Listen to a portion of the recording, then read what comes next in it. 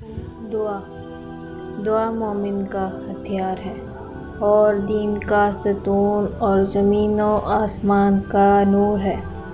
دعا اللہ کا لشکر دعا اللہ کے لشکروں میں سے ایک لشکر ہے جو تقدیر کو حتمی ہونے کے بعد بھی بدل دیتی ہے۔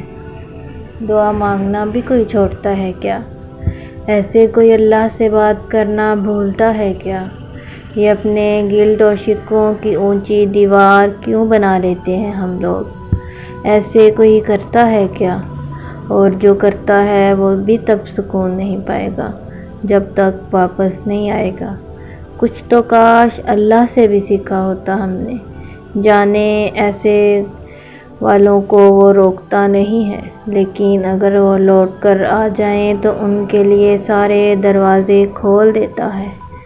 ایک لمحے کے لیے بھی نہیں سوچتے ہم کہ جو ہم روز بروز اپنی دنیا میں شادی، بچوں، شوہر، کاروبار میں مصروف ہوتے جا رہے ہیں، کوئی جو ہم سے زیادہ بڑا نظام سنبھالے ہوئے ہے وہ ہمارے پلٹنے کا انتظار کرتا ہوگا۔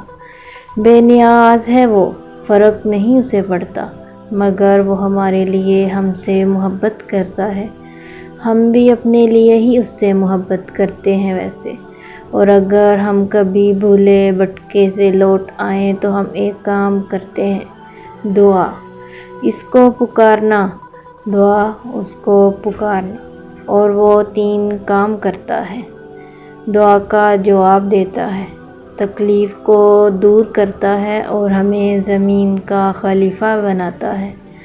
ہم کمزوروں کو اگر کوئی چیز اتھارٹی، انصاف اور طاقت دلا سکتی ہے، کنٹرول عطا کر سکتی ہے تو وہ صرف دعا ہے۔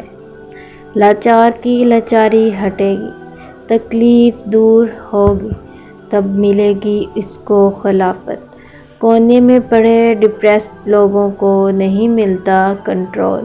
ہمیں سستی اور غفلت سے خود نکلنا ہوگا، اپنے ڈپریشن سے نکلنا ہوگا، اپنے گلٹ سے، اپنے اندر کے اندھیروں سے۔ اس کے بعد ملے گا ہمیں اختیار کہ معاف کرتے ہیں یا سزا دیتے ہیں۔ پھر ہم دیں گے سزا جسے ہم چاہیں اور معاف کریں گے جسے ہم چاہیں، اور فسادیوں اور اپنے درمیان بنائیں گے ذوالقرنین کی دیوار جب ہم چاہیں۔ ایسا اختیار پانے کے لیے ہمیں اپنی تکلیف سے نکلنا ہوگا، اور تکلیف سے ہمیں دعا نکالے گی، خواہشوں کا مل جانا نہیں نکالے گا۔ میرا یہ کام ہو جائے، مجھے اتنا مال یا اولاد مل جائے، تب زندگی پہ میرا کنٹرول ہوگا۔ نہیں، ایسا نہیں ہوگا۔ ہمیں مضبوط اور پراعتماد زندگی دعا سے ملے گی۔ دعا کیا کرو بچے، دعا کیا کرو بچے، یہی تمہارے کام آئے گی، یہی تمہارے کام آئے گی۔